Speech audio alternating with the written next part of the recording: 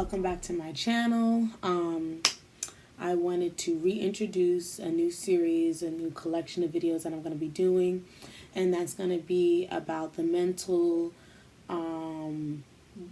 guarding your energy, being mentally prepared for nursing, healthcare, in such a time as this. I see so much, and I'm watching the time. I see so much wonderful videos on YouTube on how to study for nursing school, how to prepare for healthcare, how to pass NCLEX, how to pass, whatever it is that you're working on. Tons of resources for aides and nurses alike. But what you're going to find in healthcare is that you need to make sure that it's a personality match. It's job security. You can be a big girl and put your big girl panties on and say you can just go for the check, or you can just make sure that you're a good personality fit for this world.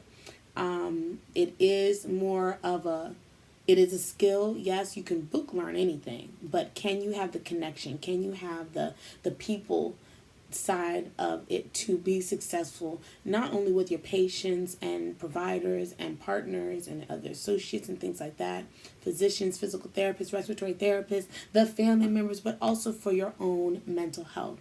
I wanted to touch on that because I've been an aide for what I like to consider long enough to know what the heck I'm talking about. Just a little background about me. Like I said, I became an aide in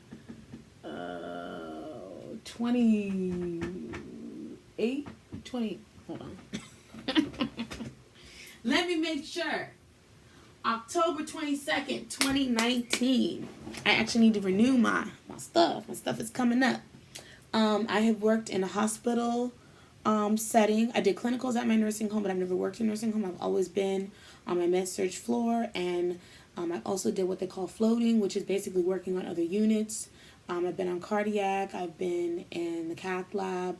I've been on neuro. I've been on COVID unit. I've been in the ICU, and that's about it.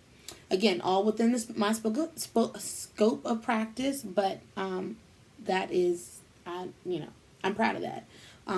You were not able to do everything, obviously, but you're able to just be exposed. And I walked to the ER. The ER is a whole other world, but a lot of these patients, because med-surg is such a general floor, we kind of can be a catch-all. So I really pride myself on the situations that I've been in, the experience that I've gained, and just applying that to me thinking one day I will be a nurse. How does that make me feel? Can I handle it? Blah, blah, blah. I came away with, yes, I can, but a lot of people can't. And I've worked with some beautiful ladies and gentlemen, but mostly ladies, who, they're in it. They've got their bachelors, they've got loans, they're deep in this, and they don't like it, or they can't handle it, or every day it's something new, and it's kind of sad to see. So I just wanted to offer some tips if you are already in healthcare, and maybe just some creative ways for you to disconnect and be able to protect your mental, and just some tips and advice for people considering healthcare and what to consider when you're thinking about a long-term career. It is long-term. You're already going to invest your time and money and effort into your education, and then you have that new grad period where you're getting your feet wet, you're learning, you're hands-on.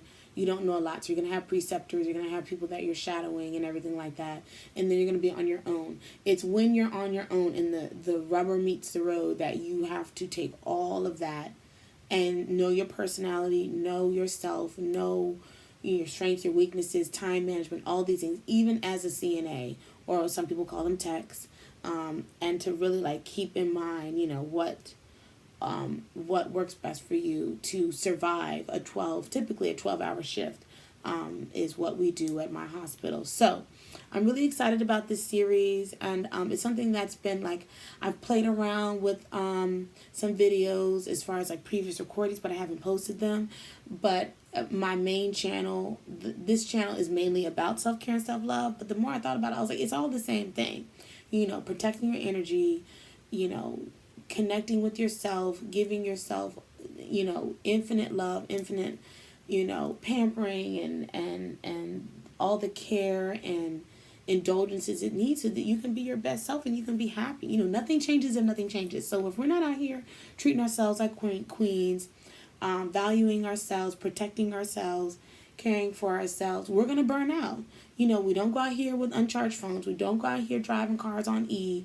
We don't go out here, you know, not eating and drinking all day, expecting to, you know, function at our highest capabilities. Like, there's no way.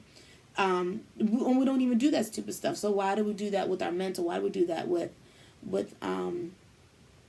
in other areas of our life, if that makes sense? You know, there's a disconnect there when it comes to what we nurture and help flourish, and then we're over here just drowning. You know what I mean? And even if you are eating, let's go back to the eating example. You might be eating trash, straight trash.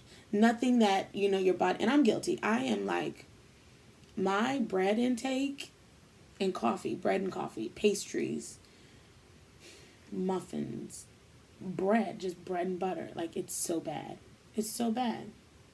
Ain't touched an apple in I don't know how long. Salads, I want that. But I know that it's something that I struggle with, so therefore I can recognize it, acknowledge it, recognize it, whatever, and fix it, work on it. I'm conscious of it. You know, a lot of people out here aren't even conscious of where they need to really reassess, make changes, make new goals, and go from there. So I'm excited. I can't wait to talk to you guys in more detail. I would love to also do something live where I can answer questions if anyone has questions. Because there's so many different scenarios, you know, what to do with patient family members, what to do with abrasive and really rude doctors and providers, what to do. Day shift is a whole nother world. So if you guys have tips and things that I maybe could be leaving out is when it comes to day shift and other facilities, there's nursing homes, there's memory care facilities, there's private in-home care, there are group homes, there's a lot of different facets of nursing and bedside care. So I could be leaving things out, but I am confident in my knowledge with just a general overview, especially in the hospital, because hospitals, you know, there's a lot of opportunity and, you know, anyone can get a job. Well, I don't want to say anyone can get a job at a hospital, but nursing homes and hospitals are more on the popular side when it comes to of just, you know, fitting into scenarios and generalizations. So look for my other videos and topics. We'll be covering a lot. And so, like I said, I'm really excited. I'm going to go get my kids off this bus. And until the very first drop, peace. Bye.